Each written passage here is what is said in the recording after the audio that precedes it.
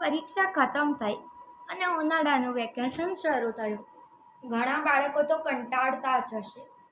અરે ઘણા શું, હું પોતે કંટાળતી હતી કે આ ઉનાળાનું વેકેશનમાં હું કરું છું.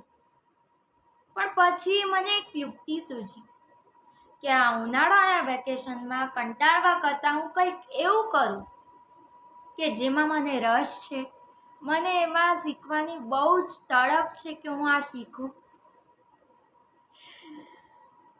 આપણે ઘરે બેઠા બેઠા ઘણી બધી પ્રવૃત્તિઓ છે જે આપણે કરી શકીએ છીએ. પહેલાં તો તમને જે વિષયમાં રસ છે, જેવી રીતે તમને ચિત્રકામમાં રસ છે તો તમે ચિત્રકામ વિશે જાણો. જો તમને ગાયન અને વાદનમાં રસ છે તો તમે એ શીખવાની વૃત્તિ રાખો. જો તમને ડાન્સમાં રસ છે તો તમે ડાન્સ પણ શીખી શકો છો. જો તમને કુકિંગ કરવાનું ગમે છે તો તમે ખાવાનું બનાવતા પણ શીખી શકો છો.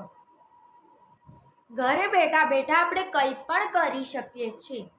તેમાં કંટાળવું નહીં, પણ એવું કંઈક કરો કે જે તમને દિલથી ગમે છે અને તમને એ કરવું જ છે.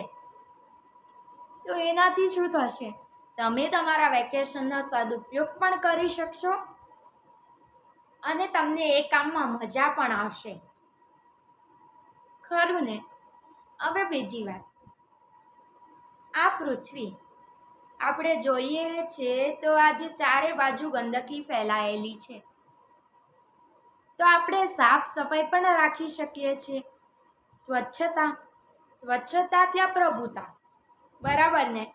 તો આપણે જ્યાં ગંદકી જોઈએ છે તેને આપણે સ્વચ્છ કરશું તો એ પણ એક પ્રવૃત્તિ થઈ.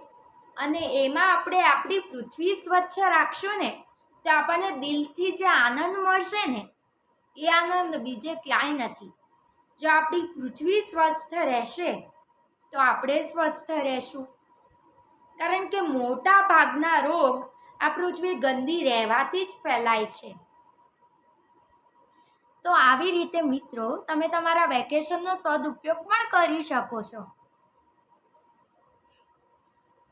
અને તમને જો મારું આ વક્તવ્ય ગમ્યું હોય તો પ્લીઝ લાઈક કરો, શેર કરો અને મારી ચેનલને સબસ્ક્રાઈબ કરો. Thank you so much.